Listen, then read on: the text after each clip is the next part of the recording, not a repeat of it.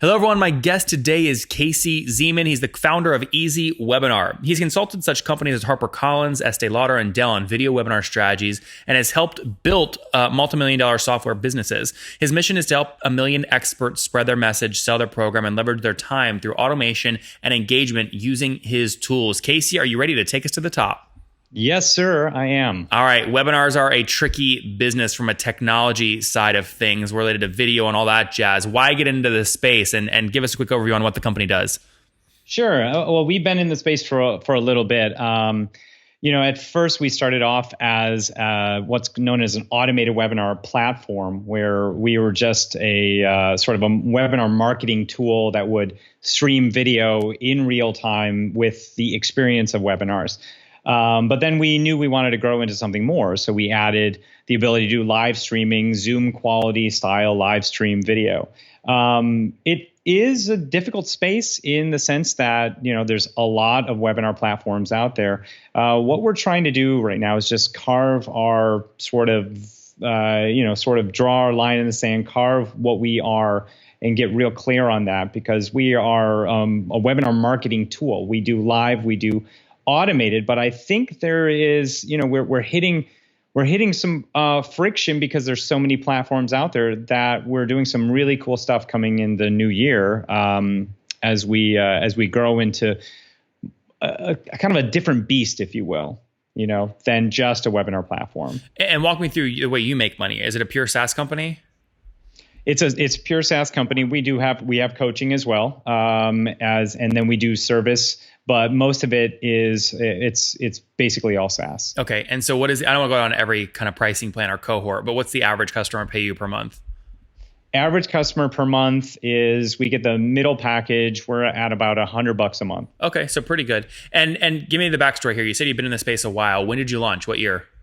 Oh, well, okay. I mean, it's a nasty, story, but not nasty, but it's like 2013, we built out a webinar plugin that was for WordPress, and it was only automated webinars. So that's basically how we started off.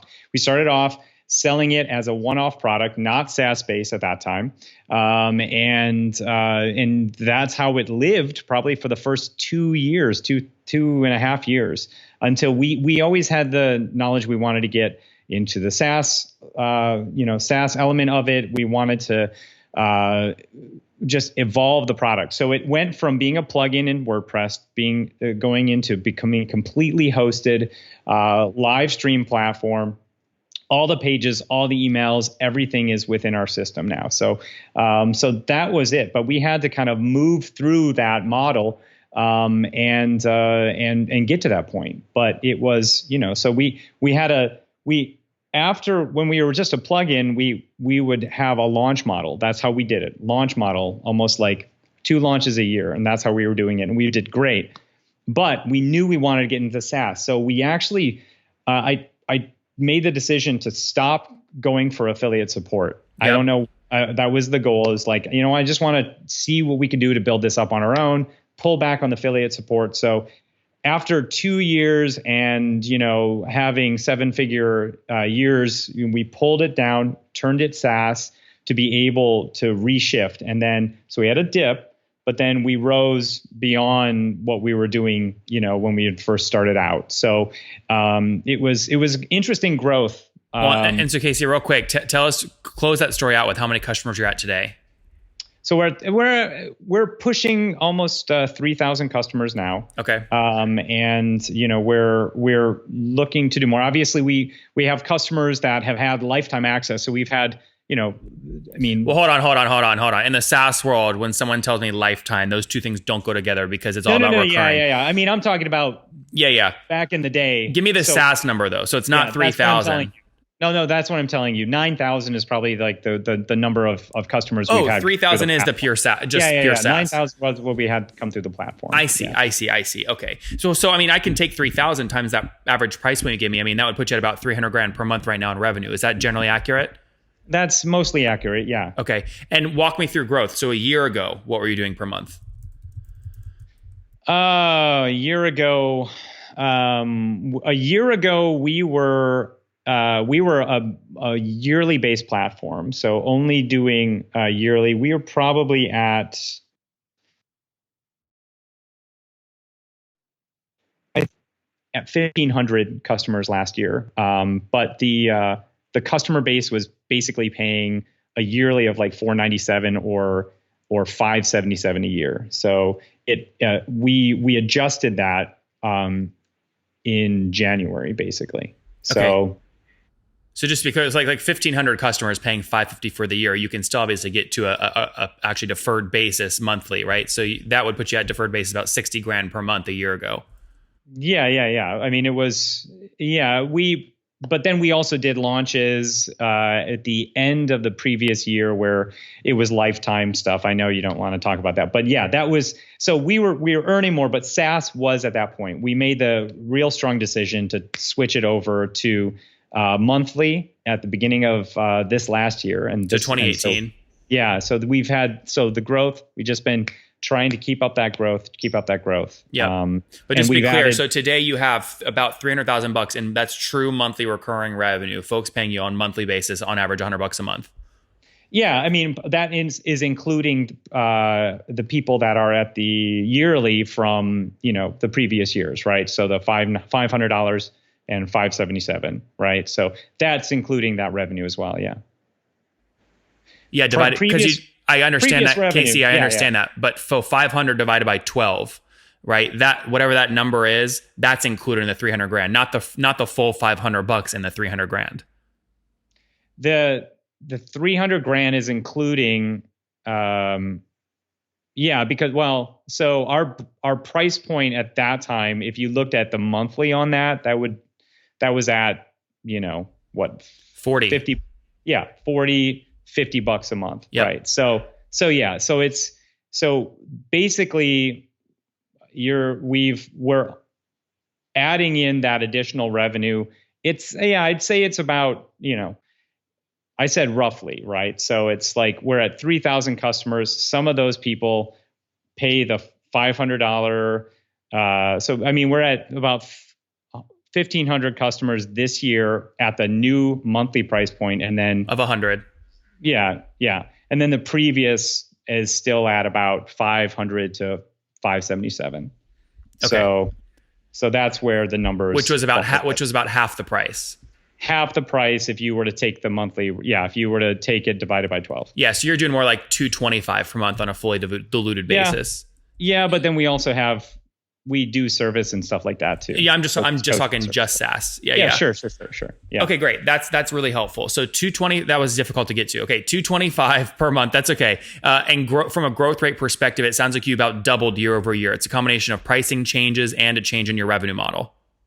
Yeah. So I mean, the revenue model was a much needed thing to do. So yeah, that was, and the price change as well. Absolutely. Got it. And we are still bringing in. Like the good news is like people are happy to pay the new pricing. Like it was something we should have done years ago, but we didn't. Mm-hmm. So. Still bootstrapped today? Yeah, still bootstrapped. That's great. So bootstrapped, and how many folks total on the team?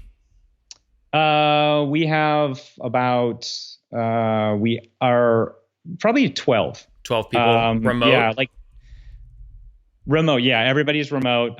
Most of it, I'd say, we have about 9 full-time, and then probably, like 3 that are, more of like freelancers who are doing some marketing stuff or content marketing and things like that for us. Churn is obviously critical in a SaaS business. And I've interviewed a lot of webinar players, and churn is always an issue because it's very seasonal. Someone does one webinar, then they cancel. What is your churn today, and how are you trying to drive that down?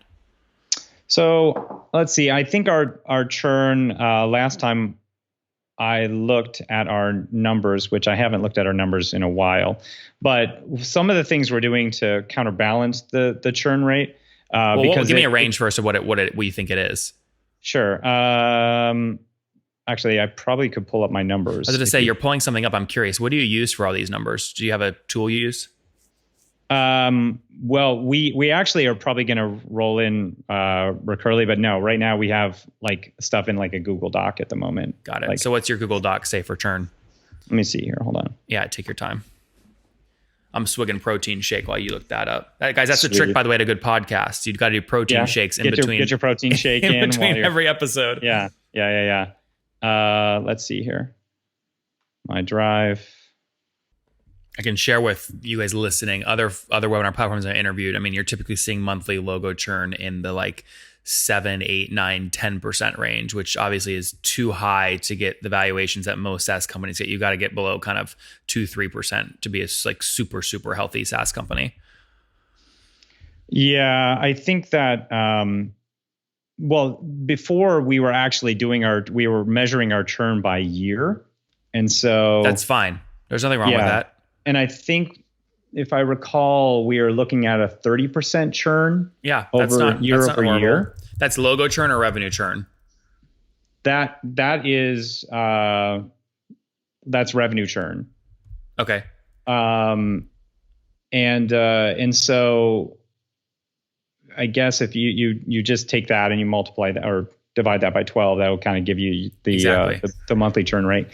Some of the things that we incorporated to clean up that churn was we added a 30-day onboarding sequence. Every new customer gets an onboarding call as well.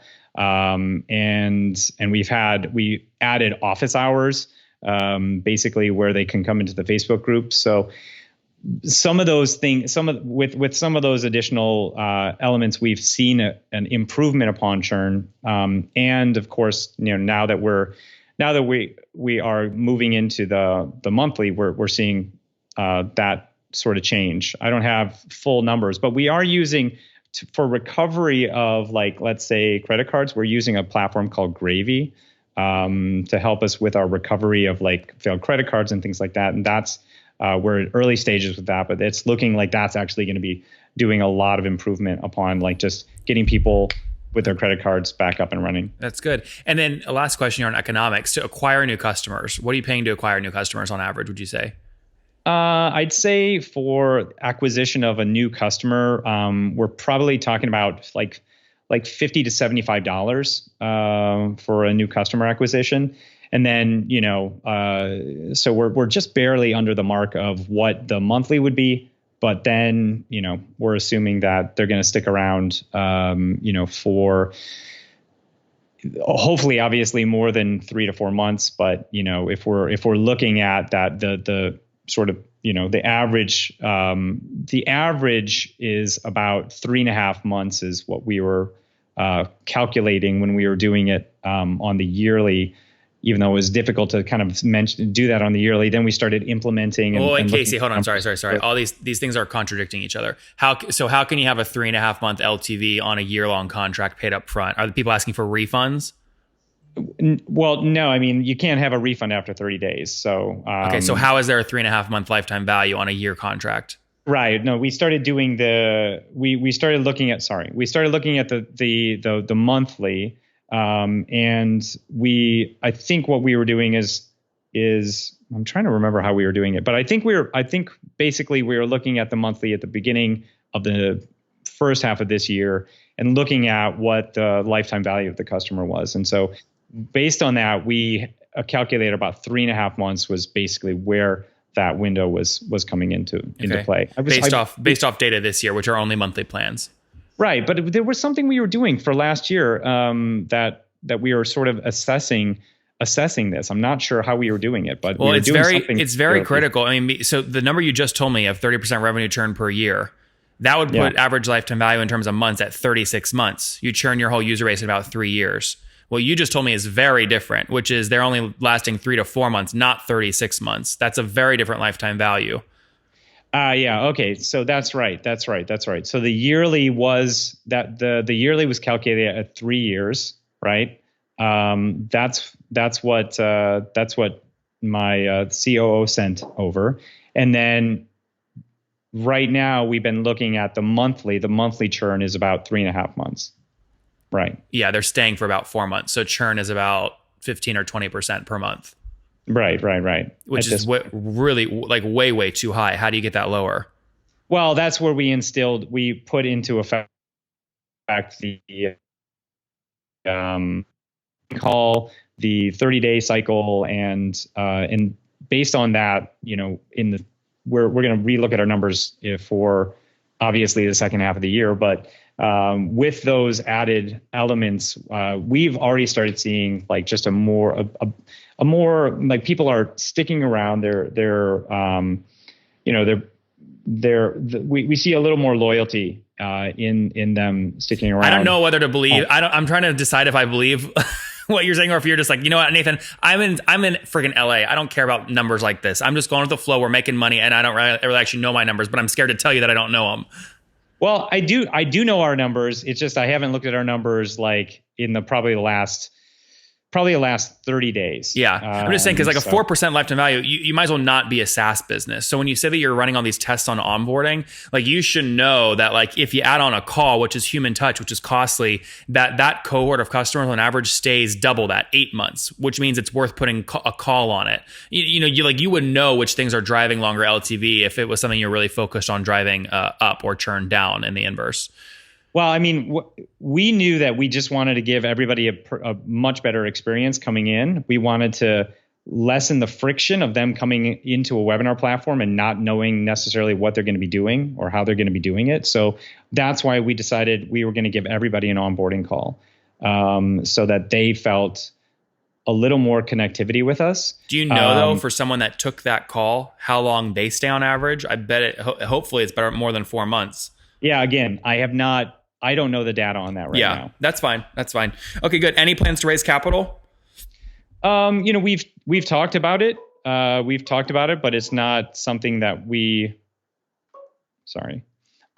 it's not something we've put into effect. I mean, we're open to it. We've talked to people that we're interested in acquiring. And so, I mean, we have a pretty interesting roadmap for 2019 that we're excited about, that I think is going to kind of differentiate us, from the existing webinar space. We're looking at becoming a little more social. We have another social platform that we're going to combine into this, so that we are more of a social live video platform, where we really focus on analytics, really focus on kind of distribution of the content as well as webinars. And what do you think here in 2018, when we finish out the year, what do you think you'll do in total revenue this year?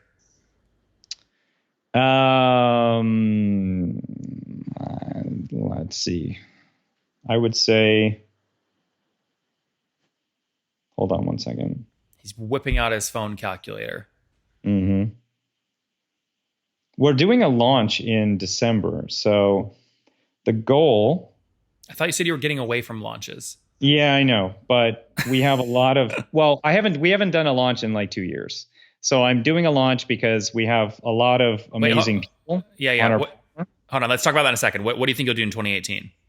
Yeah, so that's what I'm saying. If we roll in this launch, my goal is that we can pull in $4 million in this year. Got it. If we can really rock out this launch well, and leverage some of our players that are doing really well, like Amy Porterfield. I thought you said you were moving away from the affiliate model, though. I know, which we have for a long time, but I have been thinking about, just doing a big surge of people, or a big surge of customer growth. And I think the affiliate model was working when we did it, but the problem was we were a one-time platform. We didn't have a model for SaaS. Yeah. Got it. We're gonna do it as we're gonna do a yearly option with bonuses, and just drum up even more business is the idea. Very good, Casey. Let's wrap up here quickly with the famous 5 because we're out of time. Number 1, what's your favorite business book?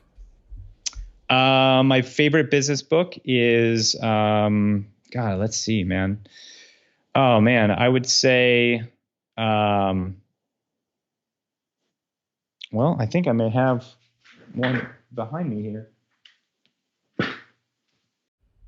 It's okay if you don't have one. That's fine. But Russell Brunson's Expert Secrets is a really fabulous book. I mean, it kind of helps with a lot of just really determining what the expert space. It helped us to find our avatar as well. So number 2, is there a CEO you're following or studying right now? I follow the CEO of Zoom. Yep. Eric won. Yeah. Number 3, what's your favorite online tool for building your business besides your own? That's a good question. I'd say Facebook ads, but that's not really an online tool. That's fine. If you use it, it's a tool. All right. How many hours of sleep do you get every night? 8. And what's your situation? Married, single, kiddos? I'm married with 3 kids. Wow. And how old are you? I'm 44. 44. Last question. What do you wish your 20-year-old self knew? That's a good question. That there are no boundaries, and that you can make your own way without feeling like you're in a structure, in a sort of box. I was an actor at 20, so it's like, even actors were put in this box of what you have to be. Guys, there you have it. There are no boundaries. Don't get stuck in a box. Go do what you want to do. Launched EasyWebinar in 2013. Now 12 people building out the platform, doing about $200,000 a month in revenue. That's about double from last year, serving about 3,000 paying customers, paying again between $50 and $100 per month. Bootstrapped, which is great. 30% revenue churn per year on their annual plans. Churn is much, much higher though on their monthly plans. He's trying to figure out how to bring that down. Working on that this year. Looking for a launch later this year, hoping to clear the year with about $3 million in revenue, maybe $4 million in revenue. Spending up to $75, $100 to acquire a new customer, which that obviously pays back in the first month if they're paying $50 to $100 per month for the platform. All right, Casey, very good. Thanks for taking us to the top. Thanks, Nathan.